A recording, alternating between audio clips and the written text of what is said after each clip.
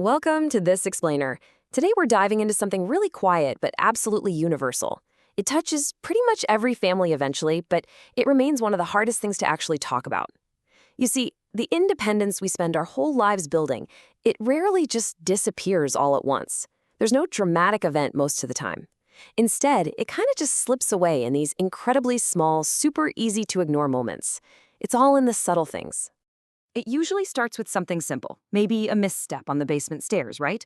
Or noticing that a grocery bag feels just a little bit heavier than it did last year.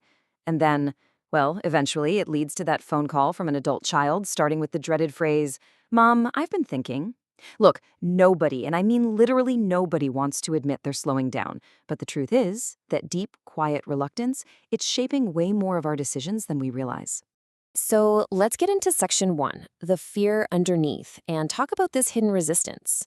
There's this huge gap between what we say and what we're actually feeling. On the surface, we might be arguing about whether the stairs are safe or if it's finally time to hire someone to do the maintenance. But there's a really fascinating study from Northwestern Medicine that looked at older adults in the Chicago area, and they found that this resistance isn't stubbornness, not at all. It's actually a fierce protection of identity. The real hidden fears here, they're about losing independence, becoming a burden, and most importantly, giving up control. Think about it. A homeowner who just completely refuses to talk about downsizing, they rarely care just about the square footage, right? They're protecting something way more personal. They're defending their fundamental right to make their own life decisions. The second that sense of control feels threatened, even the gentlest suggestion from a loved one lands like a direct challenge to their entire identity. It's a total defensive reflex, and honestly, it's completely understandable. Which brings us to section 2, preference versus expectation, and the reality gap between them.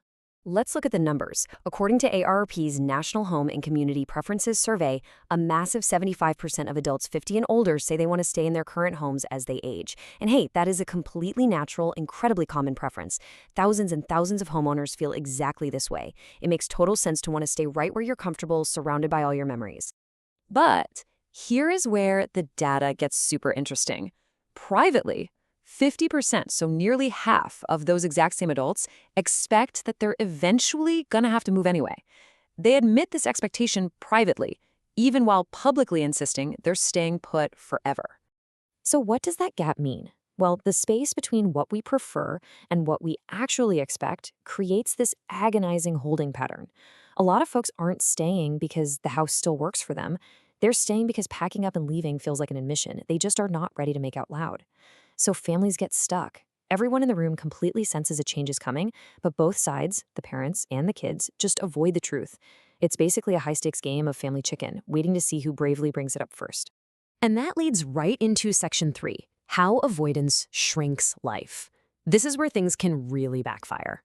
The National Institute on Aging has some eye-opening findings on this. You see, fear doesn't always look like panic. Usually, it just looks like avoidance. It plays out in steps. Step 1, an older adult develops a quiet fear of falling, even if they've literally never fallen before. Step 2, they start skipping their evening walks or avoiding those basement stairs.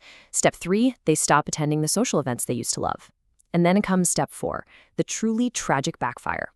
By staying less active to stay safe, they actually physically increase the risk of the exact falls they were trying so hard to prevent in the first place. We see the exact same thing with driving. Research compiled by the Health and Aging Foundation shows that giving up a driver's license nearly doubles the symptoms of depression among older adults. Doubles it. And why? Because driving isn't just about getting from point A to point B. It's the absolute freedom to decide where you go and when you go entirely on your own terms.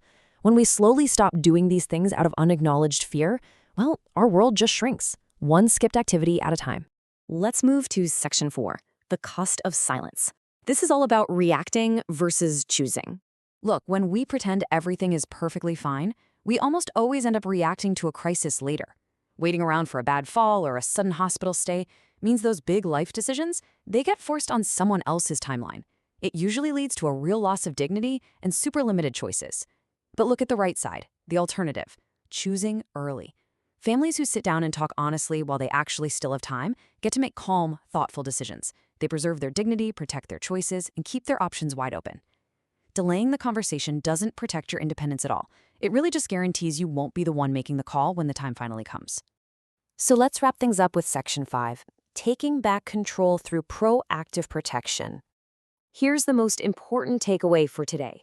Admitting you're slowing down, it is not a surrender. It's not throwing in the towel. It is actually a proactive, fiercely protective measure to maintain your independence and keep your choices for as long as humanly possible.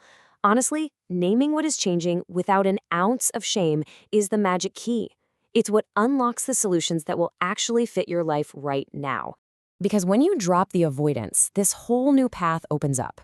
You can choose to proactively modify your current home to keep you independent way longer. Or, you could choose to move to a lower maintenance space before it becomes a 911 emergency. Or you could just build a stronger support network into your life early on.